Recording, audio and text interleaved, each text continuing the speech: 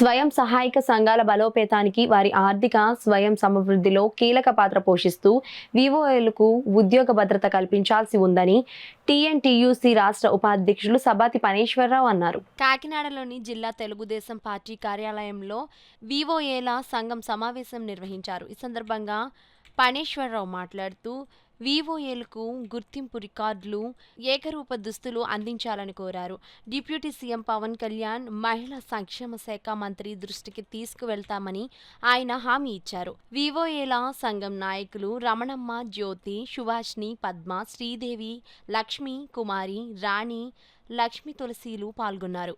ఇప్పుడు కాకినాడ జిల్లా బేస్ చేసుకుని ఇది రాష్ట్ర వ్యాప్తంగా ఈ వీవోఎస్ అసోసియేషన్ ట్రేడ్ యూనియన్ ఏర్పాటు చేయాలని మేము నిర్ణయం తీసుకోవడం జరిగింది.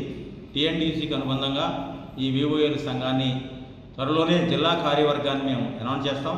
ఇప్పటికే సమీక్ష సమావేశం ఏర్పాటు చేయడం జరిగింది. మరి వీళ్లకు 16 డిమాండ్స్ని ప్రభుత్వం దృష్టికి తీసుకెళ్లాలని చెప్పేసి మేమందరం ఈ సమావేశం తీర్మానం చేయడం జరిగింది. మరి త్వరలో అధ్యక్ష ప్రధాన కార్యదర్శిని ఎన్నుకున్న తర్వాత జిల్లా స్థాయి విస్తృత సమావేశం ఏర్పాటు చేస్తాం.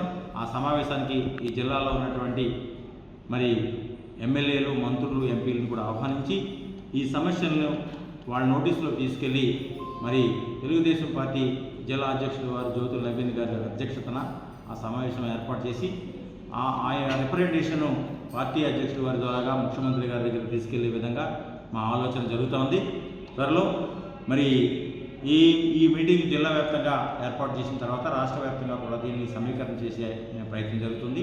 రాష్ట్ర టీఎన్టీసీ అధ్యక్షులు రఘురామరాజు గారి ఆదేశాల మేరకు మేము అనారోగ్య సెక్టర్లో ఉన్న కార్మికులందరూ కూడా టీఎన్టీసీ వైపు తీసుకురావాలనే ఉద్దేశంతో ప్రప్రథమంగా మరి ఉమ్మడి తూర్పుగోదావరి జిల్లాకి హెడ్ క్వార్టర్ అయినటువంటి కాకినాడ జిల్లా నుంచి ఈ కార్యక్రమాన్ని మేము లాంచ్ చేయడం జరిగింది.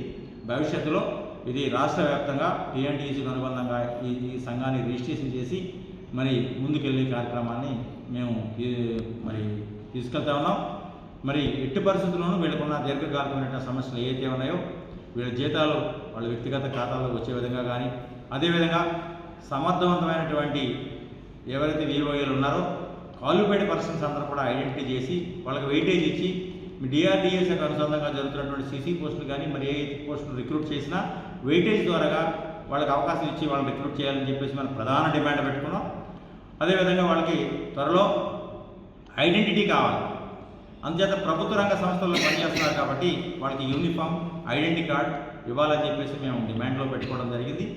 అదేవిధంగా మరి వీళ్ళకి నియామకం ఒక్కసారి వీవోలుగా నమోదైన తర్వాత శాశ్వతంగా వాళ్ళు వర్కర్గా ఉండాలి తప్ప మరి వీళ్ళు వీవోఏగా ఉన్న తర్వాత మధ్యలో వీవోలు వస్తే ఓబీ లీడర్ వచ్చిన తర్వాత మార్చే ప్రక్రియ ప్రభుత్వం ఒకవేళ ఇంకొకరు వచ్చిన తర్వాత మార్చి 2022 నుంచి అనేక రకాలైన ఇబ్బందులు పడడం జరిగిందండి వీవోఏ విషయమే. ఆ సమస్య మళ్ళీ రాకుండా మా తర్వాత ఉన్న యానిమేటర్లకు కానీ మాకు కానీ రాకుండా ఉండాలంటే మాకు యూనియన్ సపోర్ట్ కావాలి. ఆ యూనియన్ను పనేశ్వరరావు సార్ యూనియన్లో మేము జాయిన్ అవ్వడం జరిగింది. ఎప్పుడో జాయిన్ అయ్యాము, కానీ ఇప్పుడైతే మేము ప్రకటించడం చేస్తున్నాం.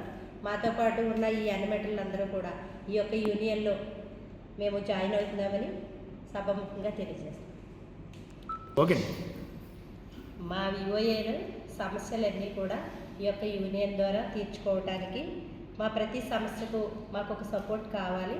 ఆ సపోర్ట్ ద్వారా మేము ఈ యూనియన్ని ఎన్నుకోవడం జరిగింది.